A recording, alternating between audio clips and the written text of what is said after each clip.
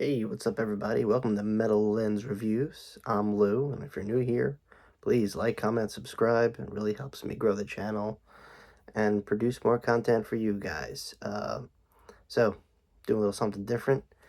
This is my real talk podcast kind of segment where I discuss different topics, things that interest me, what I've been through in life, and try to be as real as possible to you guys. Um, yeah. So, this one is going to be kind of interesting. Not a professional on this topic, and I can't believe I'm talking about it. And I know what you're thinking. Lou, why do you have eyes that resemble a raccoon? I have no idea. The lighting in here is weird, so I'm sorry for this little distraction right now. I don't know what's going on, man. It looks crazy. Do my eyes really look like this in person? I don't know. Crazy. It's the pigmentation in my eye color. Anyway, I'm discussing relationships. Ooh, man, this is going to be tough. Um, Not that I'm bad at it or, you know,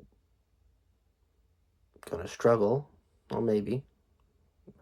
Some people might not like what they hear. I'm not a professional. I'm not Dr. Phil. This is just my 2 cents. My longest relationship has been uh, 10 years, 11 years, maybe, give or take, more or less. And I feel like after like read such a heavy novel, like a Stephen King novel, you ever see those books? You definitely are going to have an opinion on it because you invested all this time. That's kind of like relationships. You invest a lot of time. I'm usually like a kind of a lifer when it comes to relationships. When I'm dating someone or involved with someone, it could be as little as 6 months. It could be as much as 10 years, 5 years, 3 years. You know, it's more so a gamble nowadays, and I'm going to get to that in a second. Um, like I said, these are my experiences, so, you know, heed my advice at your own leisure, take what you will from it. I'm not in no sense telling people how to live their life or, go about relationships. I'm just, not even advice, just, my 2 cents. That's all. Yeah. So from the span of, I want to say, I don't know, 2005 maybe to present day, um, maybe even a little bit before that, my experiences. I can't recount every single experience because the list would be like insane. Not that I'm like, some movie star, but I feel like I'm well versed enough to give, like I said, an opinion on relationships. Today they're very complex. It's a new dynamic, um, depending on, I guess, your background, how you were raised, and what you're looking for. Um, this movement, I'm going to call it a movement, long in the making of very strong-willed and independent women. It can seem very intimidating for a guy who is like, I don't know, maybe new to the dating game. I mean, because with these women, which I'm proud of, they're, doing things that, they probably always wanted to do, but it's intimidating to a newcomer to the field, some that strong-willed, woman in an office suit, or that strong-willed, nurse who's been working, around the clock. What are they looking for? And odds are, it's probably not going to be the guy who's waiting for his chance to go over there. Maybe buy her a drink. Probably not that guy. Or maybe, I don't know. Because what I did notice is people are built very different. Also, with taste in women too. What's sexy to you could be repulsive to the person next to you. It's like food. You like Chinese, one person hates it. That's just kind of how it works. And that's, as it comes with dating and different tastes in women, or, if you're a woman yourself, maybe different tastes in men, Maybe you like the, nerdish, guy, and other women like the, strong gangster type who likes to rap on the side. I don't know. I don't know. Tastes range, and that's completely fine. But it's that, and I blame social media, that absence of communication. Because now we got our phones, you know, websites, dating apps now. We've made the process of meeting someone randomly, because, that's creepy now, apparently. I mean, it is and it isn't. If you're like in the corner of a bar or a club sulking and like, fixated on the woman, you're gonna look like Jeffrey Dahmer. But if you're smooth, even if you know what I say, a good saying. I don't know who the hell started it, but fake it until you make it. That's right. And I know it's probably complete opposite of some honest opinion you want to hear, but no, fake it until you make it. Businessmen use this all the time. They, have this envision in their head what they want to do, and they keep bullshitting their way to the top until they do it. And then once it's like, getting your driver's license, you're done. Unless you really mess up, in life, you will always have your driver license. All you got to do is just keep updating it, you know? Um, but dating, it's, how it was constructed when I was growing up. The man has to kind of always approach the woman. You ask for the number, you buy the round of drinks on a date. Dating was a thing. Um, but, given and I hate to, be that guy, but given to the uh, economy and the way it is, even if you have a good job, okay? If you're, a working man, you know what's going on, okay? Right now, we're in a very shitty situation, and it sucks. I just, on Fox News, one of the news channels, there's a report. There's no more empty nesters. Empty nesters is a term when you reach a certain age and you leave your parents. You go out, you get an apartment, you buy a house if you're lucky, whatever. You move, you go to college, you stay in the dorm, and there's an empty nest now. Now it's just your mom and dad living alone. Well, guess what? Uh, most college grads are either moving back or staying put and saving up. Saving up is a term I like to say is what you have left after you pay your bills or your rent or whatever. It's getting increasingly hard, and I don't think no one is applying that to the dating game. Sure, it's very attractive if you're a well-off, business guy or just a well-off person. You know how to work money. If money's not an issue here, then I guess this conversation probably isn't for you either. Um, but that's very attractive to women.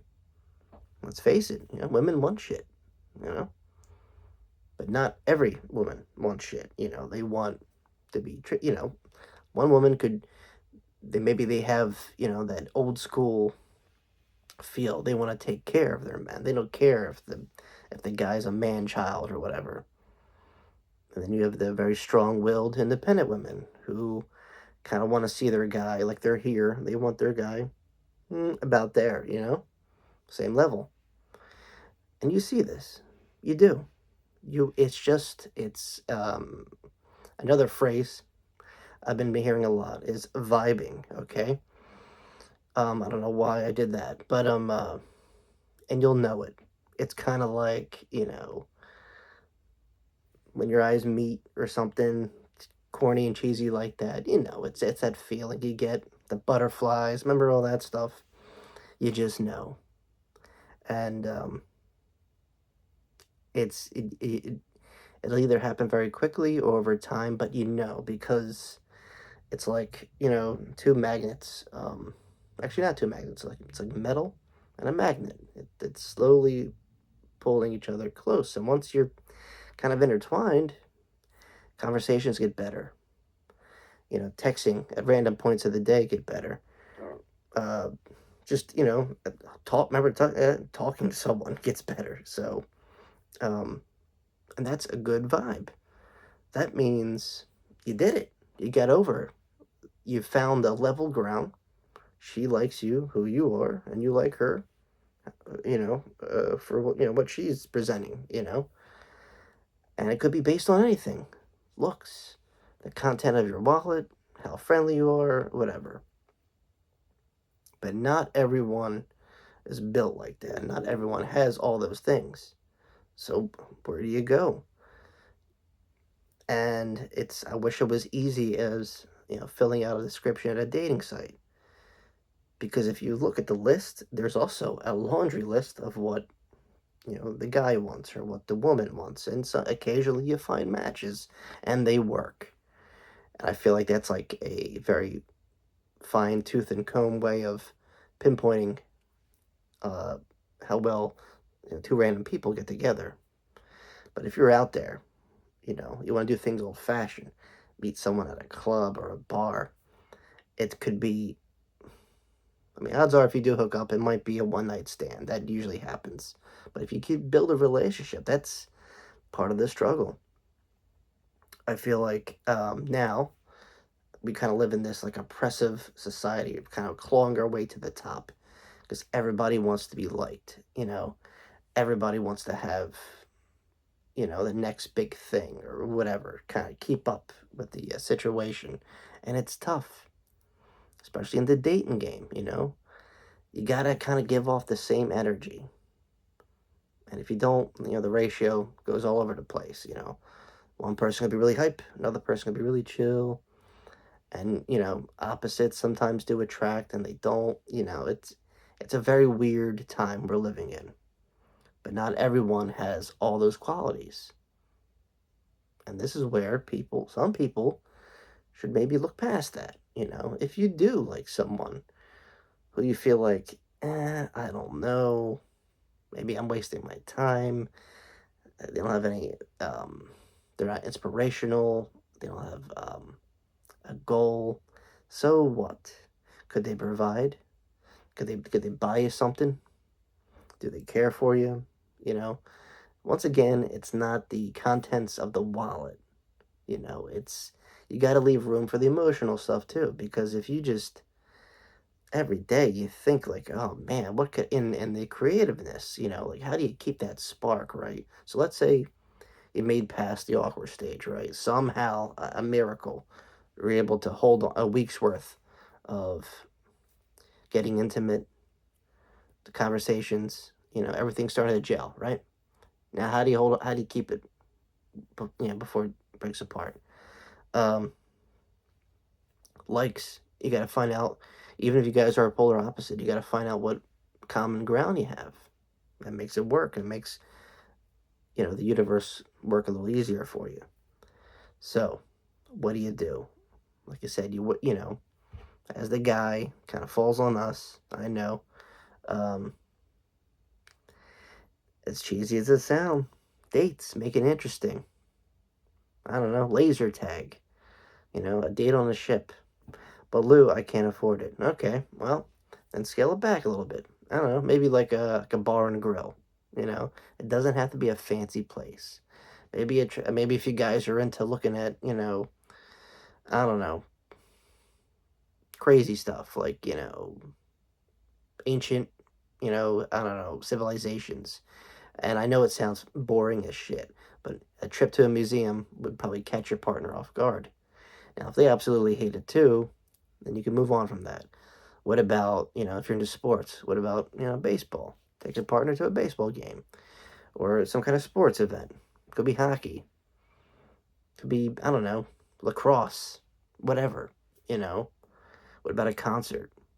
I don't hear people in the dating game. I mean, usually when they're established, yeah, but I mean, go to a bar and grill that has a live band. Kill two birds with one stone, you know. I think the more you surprise your partner, I think it's the effort, not into spending money on them, because anyone could do that. Anyone could do that. It's just keeping them, like saying, hey, today I'm gonna do this. What do you think? And and they're gonna be like, okay, well, yeah, sure, why not? They're gonna think about it. It's a night out or a day out, whatever. You know, or maybe, here, people, this is like a love or hate thing. watching a movie at home. And I know it might be awkward, especially in the early parts, or maybe not. I don't know. That once again, it's all depending on the person. Maybe, your newly involved relationship kind of feels funny going over because now there's a lot of pressure. Like, oh my God, at some point we're going to have to bang or whatever. But maybe that's not an issue. Maybe it's something else, whatever. But an interesting movie is always a good choice. I can't stress that enough. Or I don't know, a tour around the neighborhood, whatever.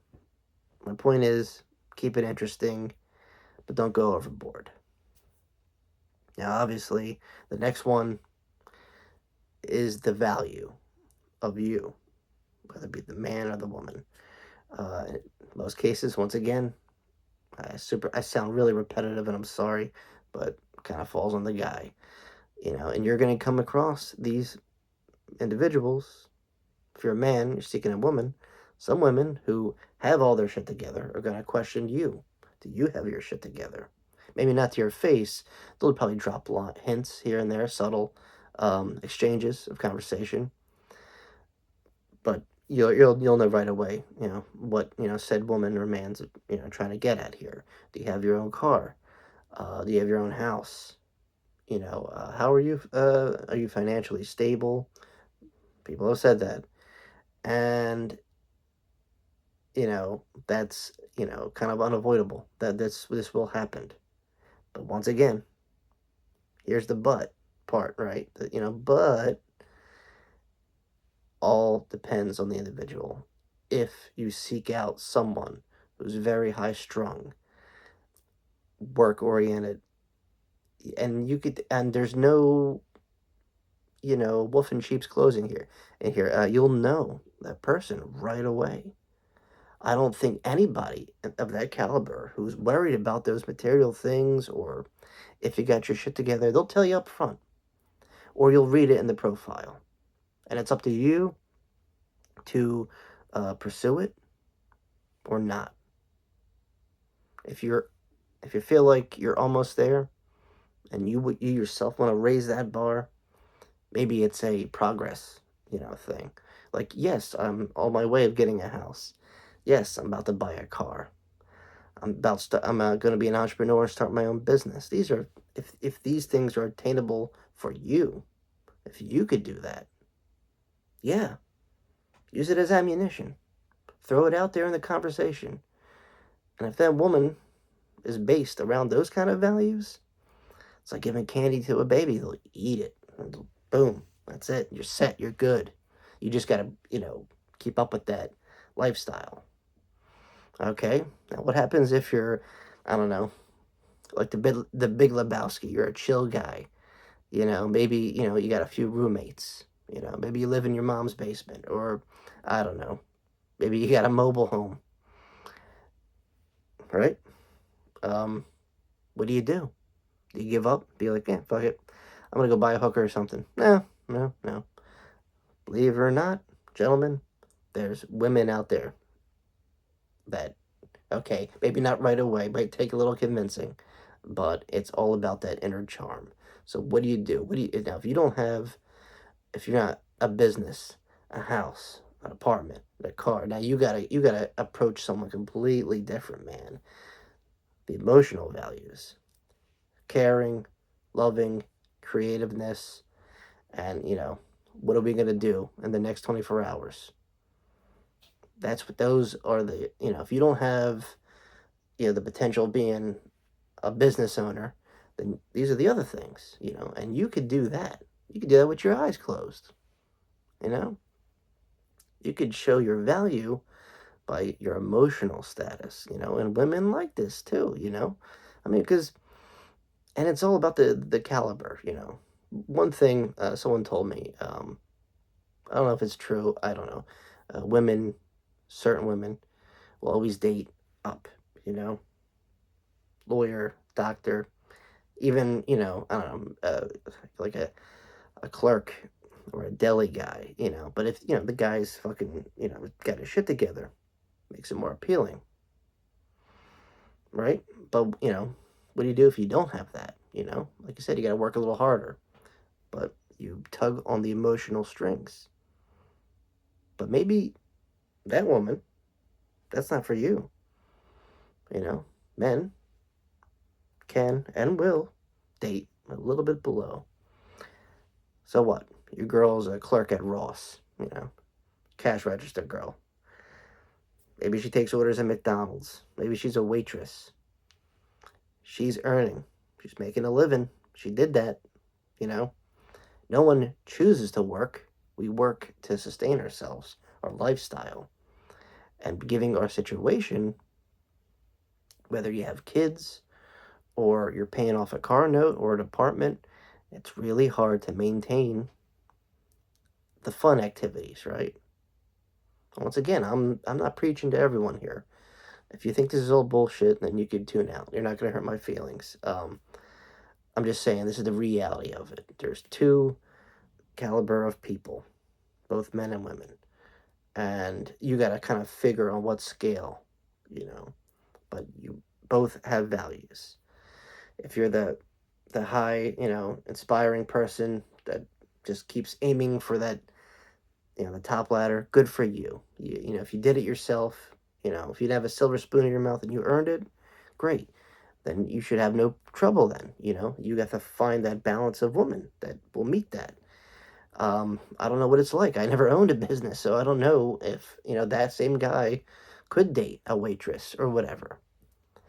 Now, for the other guys, what about the musicians? What about the artists? What about the people that, might not live so well off?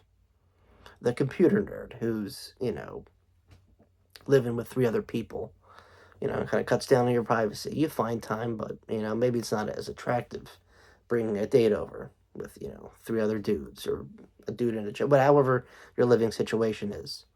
How do you keep that? Well, simple. Once again, you got to play the emotional card. You got to be interesting, loving, caring, accepting. And I think once you establish that, you'll know right away if it's a hook, line, and sinker situation or if it's going to just fade out to oblivion. And like I said, you will know these very, very soon because if there's one thing I noticed today, people know what they want. People, shop with their eyes. They eat, pretty much what they got. If you look at a dish that's been brought to you, you're just not going to go like, start eating. No, man, you're going to check it out. You're going to lift up that little burger patty, be like, it's still raw, That's, people eat with their eyes sometimes, whatever, My point is, what I'm trying to get across is, it's not a judging contest, but people analyze each other right away. For some women, some men, it's like, okay, how could this individual benefit me in my situation? I mean, because people are in drastically different situations. If you're a single dad or single mom, that kind of has to be put in the forefront a little bit. You have to establish that first. But it's not a make or break kind of deal. Single parents date all the time. Mostly other single parents. This is the society we live in. There's no escaping it. And if you're an individual seeking someone who, may have a kid or whatever, that's, once again, that lies on that individual. If, that person doesn't have any kids of his own, know what you're getting yourself into. Same goes the other way around. Single mothers shouldn't be shunned away. That's insane. If you really care for someone, you go for it. You measure out all the details later, guys. But don't judge a book by its cover, ever. That'll get you nowhere. But yeah, it's at the end of the day, it's all about a balance and understanding. What do you both want? How are you? If it's an issue, and you don't want to write someone off, then don't ever approach someone with a problem like it's like right away it's like their fault. Like, you did this, you got to get yourself out. Dive in a little deeper, guy. Both men and women. Maybe you want to inspire that person to do a little better in life, but never down them for whatever situation they are. Maybe they're comfortable, and just because you're not comfortable how they project themselves, well, that's tough. That's how they brought up. But once again, this shouldn't be news. People should know the person they're dating, their personality, I don't know, an hour into a conversation. Or, because it's today, by their profile. People display themselves. Kind of like how NASCAR, like my accent, NASCAR drivers ride with a bunch of advertisements. They're getting paid. That's part of the deal there. People like to advertise what they like. They wear their emotions sometimes on their sleeve. Whatever. At the end of the day, relationships are not a walk in the park. It's not a fairy tale or some kind of goody two shoes storybook ending. Nope. It's trial and error. Finding a needle in a haystack. One day, a really, cute girl next door is going to move next door. What do? You start a conversation with a random stranger? Think about that. There's a fine line between being creepy and introducing yourself. This is the society we live in now. And there's nothing we could do about it. We just have to, I say, go all in and see what the outcome is. Because the worst you'll get is a look and a vibe saying thanks but no thanks, and it's intimidating. But unfortunately, unless you're like some suave guy or whatever, you probably won't have an issue. Like I said, this whole conversation is probably irrelevant. But people seeking advice, maybe, how can I approach this? So, like I gave an example earlier, if you're that person that has that status quo, then you're gonna meet someone or match someone who has that status quo. If you're a very chill person, the situation is maybe not the best they could be, but you still love the person. You work on it. You work on yourselves first, and then you build up there. But as long as you do it together, and just kind of have fun, fill each other out, and see where it goes. You know, things I want to point out, you keep it interesting. You work within your limitation. Don't ever, go nuts. Don't blow, a crap load of money, because that's going to be expected. You up front say, okay, this is what I want to do. How, you want to go out maybe to this place, and you play around. Have options, whether if you're going to a movies or if you're going out for, drinks or bite to eat. Make sure there's no added stress. Like, how am I going to pay for this at the end of the day? Because, your partner will sense that. You want to keep things within your limitations. It helps. Other than that, just, feel those feelings. You'll know right away. And I think at the end of the day, that's very important. Because if you guys are on two opposite ends of the spectrum, it's going to take a miracle. And these conversations are for any race, creed, or how you represent yourself, okay? Because I think everybody in this dating game goes through the same struggle. So, know yourself, know the person you seek, and play the field. I mean, you could.